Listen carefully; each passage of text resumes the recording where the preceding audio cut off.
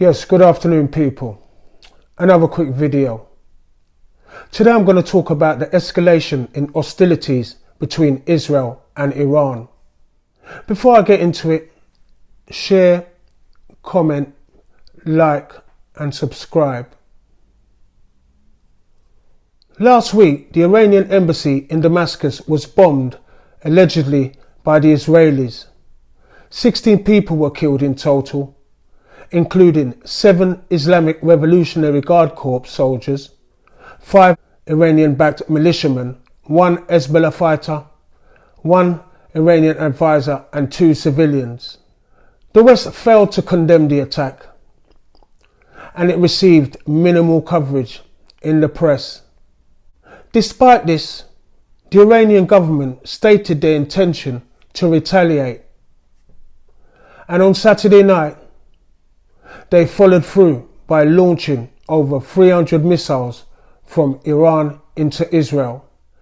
The US Air Force, the UK Royal Air Force and the Jordanian Air Force, along with the Israeli air defense system, successfully intercepted and shot down the majority of the drones and missiles, with only 5 managing to get through, which caused minimal casualties.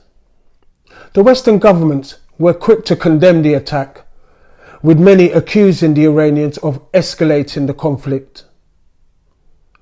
However, it's important to note that this was not an unprovoked attack.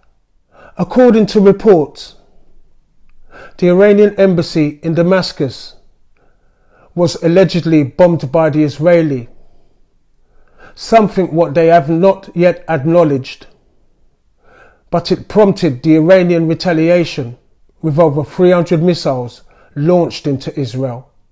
The United States and the United Kingdom have stated that it's ultimately Israel's decision on how to respond to the attack. However, they have urged Israel to exercise restraint. This is a delicate situation, and it is important for all parties to carefully consider their actions.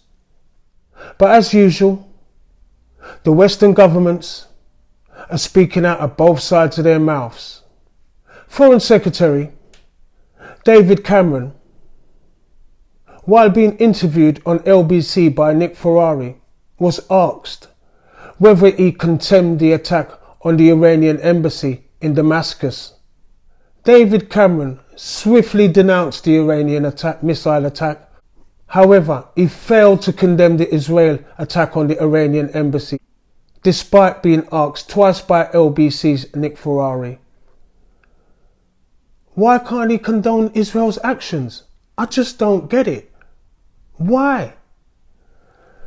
This is blatant hypocrisy and double standards. When questioned about the UK's lack of involvement in helping Ukraine shoot down Russian drones, like they helped Israel shoot down Iranian drones,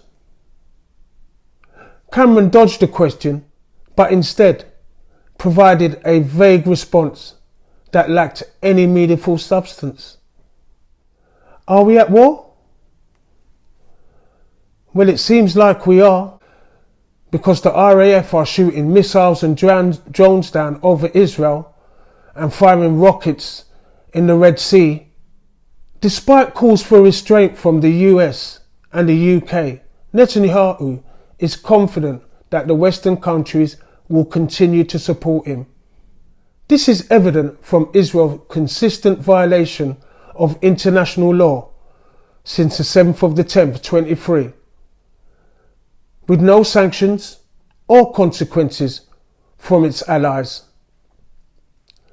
Therefore, Netanyahu is assured that even if he retaliates, he will still have the unwavering backing of the US and the UK, making their calls for restraint merely empty words. They mean nothing. And I'll end with this. The reported assault by Israel on the Iranian embassy is a grave violation of international peace and a blatant act of war. Also, the retaliation actions of Iran launching over 300 drone attacks into Israel is also an act of war and must be condemned as an act of aggression.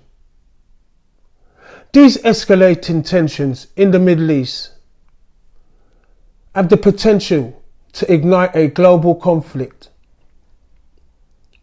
with Western countries such as the UK and the US likely to support Israel, while Eastern powers like Russia and China and the BRIC countries may align with Iran. It is imperative that all nations work towards de-escalation and finding a peaceful solution to this dangerous situation. I hear a lot of people talking like they want war. Oh, Israel should do this, Iran should do that. Let's think about this. This will only escalate towards nuclear. And then we're all effed because we ain't got bunkers and places to go. The best thing is to try to sit down around the table in peace. I don't know if it's too late for all of that, because the way our governments, the way they're running things, they're worse than gangsters out on this road. They're as bad as the man them on the road. They're just doing it for bigger stakes. But if a man on road's behaving like that, or behaving some of these politicians and that behave, they'd be locked up. So why doesn't it happen to them? Anyway, thanks for watching. Share, comment, like and subscribe. Out of here.